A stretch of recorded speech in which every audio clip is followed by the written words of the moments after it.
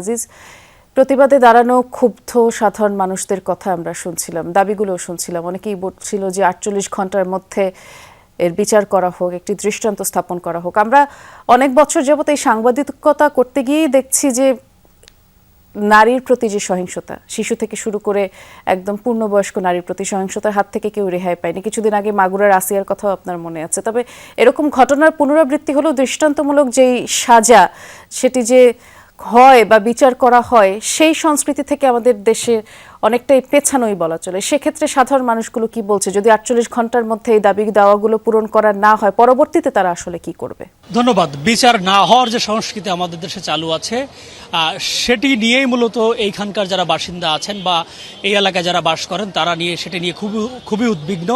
এখানে সকাল থেকে স্থানীয় মানুষ, বিভিন্ন রাজনৈতিক দল নেতাকর্মী, রামিসার শিক্ষক সহপাঠী যারা আছেন, সকাল থেকেই তারা এখানে বিক্ষোভ করছেন এবং তারা বলছেন যে ৪৮ ঘন্টার মধ্যে এই হত্যাকাণ্ডের বিচার নিশ্চিত করে সরকার একটি দৃষ্টান্ত স্থাপন করবেন, যেন এই দেশে অপরাধ করে পার পাওয়ার সুযোগ নেই। সেই কথাই বলছিলেন। আমি শুরুতে আপনাকে একটু জানাতে চাই যে আমার সঙ্গে আছেন রামিসার স্কুলের একজন শিক্ষক। আমি তার সঙ্গে কথা বলতে চাই। আপনারা আসলে কিভাবে এই বিচারটা চাচ্ছেন? হ্যাঁ, বাংলাদেশে আপনারা জানেন যে বাংলাদেশে সহজে একটা ঘটনা ঘটলে, বিশেষ করে ধর্ষণ বা হত্যা হইলে সহজে বিচার হয় না, আর হইলেও সেটা ডিলে করে দেয় তারা সরকার। তো আপনারা জানেন বাংলাদেশের মানুষ 7 দিন বা 10 দিনের বেশি একটা ঘটনাকে বেশি মনে রাখে না, বা সেই বিষয়টাকে বিচার তারা চায় না। 10 দিন পর সেটাকে ভুলে যায়। সরকার বা আমি স্বরাষ্ট্রমন্ত্রীকে বলবো, আপনারা যদি এই 7 দিন বা 10 দিনের ভিতরে বিচারটাকে যত তাড়াতাড়ি সম্ভব করতে পারেন আইনিভাবে, তাহলে কিন্তু ইন ফিউচার অন্য কোনো ধর্ষক বা অন্য কোনো খুনি একটা খুন করার আগে বা একটা অন্যায় করার আগে তারা দুইবার ভাববে। এবং ধন্যবাদ। বলছিলেন যে আসলে যত দ্রুত সম্ভব বিচার করা গেলে অন্যরা এই ধরনের অপরাধ করার ক্ষেত্রে ভাববে। আমি একজন অভিভাবকের সঙ্গে কথা বলতে চাই, নাইমাত মাইশা, যে মেয়েটি এই রামিসার স্কুলেরই একটি শ্রেণীতে পড়ে। আমি তার বাবার সঙ্গে কথা বলতে চাই। আপনারা কি কোনো ধরনের আতঙ্ক অনুভব করছেন এই ঘটনার পর? হ্যাঁ, আতঙ্ক তো আমরা অবশ্যই আছি। এই যে আমার বাচ্চা কালকে ঘুমাইতে পারি না, খালি ভয়ে ভয়ে উঠতেছে। ওর সাথে ও রাইসা যে মরছে, যে ও বলছে যে চকলেট আমরা একসাথে খাবো, আমরা এই সামনে ঈদ আছে, আমরা ছুটি করব, এই কথা নিয়ে ওই চিন্তা করতে করতে কালকে রাত্রেও ঠিক মতন ঘুমাইতে পারে না। হ্যাঁ, কান্দে কান্দে খালি উঠে। শুনছিলেন যে চকলেটের কথা বলছিল। আসলে চকলেটের বিষয়টি হলো, রামিসা ক্লাসে প্রথম হওয়ার পরে সে তার সহপাঠী এবং বন্ধুদেরকে চকলেট খাওয়ানোর বিষয়ে একটি কথা ছিল। সেই চকলেট তার সহপাঠীরা আর খেতে পারেনি, সেই কথাই বলছিলেন একজন অভিভাবক।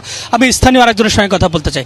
আপনারা আসলে কত দ্রুত এই বিচারটা দেখতে চান? আমরা খুব দ্রুত, 24 ঘন্টার মধ্যে। 24 ঘন্টা তো শেষ হয়ে গেছে, 48 ঘন্টার মধ্যে আমরা এর বিচার দেখতে চাই। আমরা এর বিচার দেখতে চাই। আমরা কোনো ধর্ষকের বিচার আজ পর্যন্ত বাংলাদেশে দাঁড়িয়ে দেখিনি।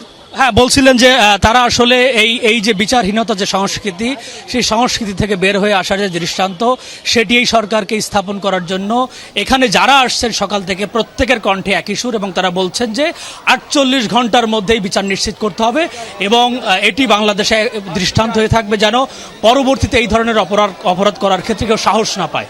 শুনছিলাম আপনার মাধ্যমে। আজিজ, অনেক ধন্যবাদ। আর একজন সহকর্মী ইতিমধ্যে আমাদের সাথে যুক্ত হয়েছেন, সুমাইয়া ঐশীকে দেখতে পাচ্ছি, তিনিও আছেন পল্লবীতে।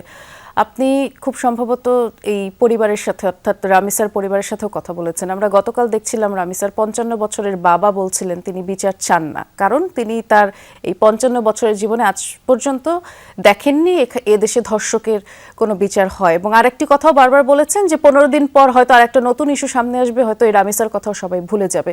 কি মনে হয় সবকিছু মিলিয়ে? আপনি অনেকদিন যাবত এই বিটে আছেন ঐশী, এই যে দীর্ঘসূত্রতা হচ্ছে, ন্যায় বিচার পাচ্ছে না মানুষ, এ কারণে এখন পিতামাতাও ন্যায় বিচার চাচ্ছে না, এ থেকে বেরিয়ে আসার উপায় কি?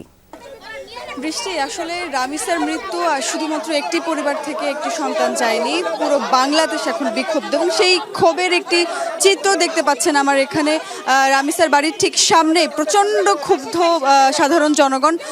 আপা, আপনার সঙ্গে একটু কথা বলি।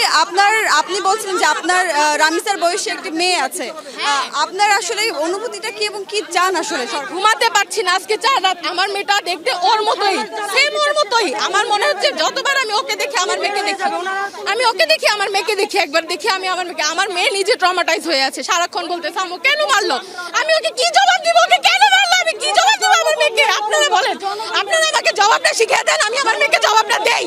আমি কি বলবো আমার মেয়েকে, কেন ওকে মারছে? একটা 6 বছরের বাচ্চাকে আমি কি বলবো কেন রামিসা মরছে? আমার বাচ্চাকে আমি পড়াশোনা করাবো না, স্কুলে পাঠাবো না, আপনারা আপনারা অশিক্ষিত জাতি পান, অশিক্ষিত মা পান, আমার কিচ্ছু দেখার বিষয় না। আমার মেয়ে আমার কোলে জীবিত থাকুক, আমার সামনে থাকুক, আমি এতটুকুতেই শান্তি। আমার পড়াশোনার দরকার নেই, আমার সরকার।